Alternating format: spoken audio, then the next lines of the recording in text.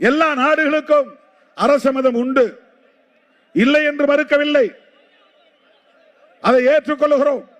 இந்தியாவுக்கும் அரச மதம் வேண்டும், அதிலே மாற்று கருத்து இல்லை.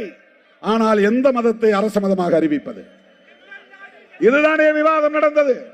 புரட்சியாளர் அம்பேத்கர் அவர்கள், பண்டிட் ஜவஹர்லால் நேரு அவர்கள், காந்தியடிகள், இவர்கள் எல்லாம், சர்தார் வல்லபாய் பட்டேல் போன்ற தலைவர்கள் எல்லாம் நீண்ட நெடிய விவாதத்திற்கு பிறகு ஒப்புக்கொள்ளப்பட்ட ஒரு அரசியல் தான் செக்யூலரிசம்.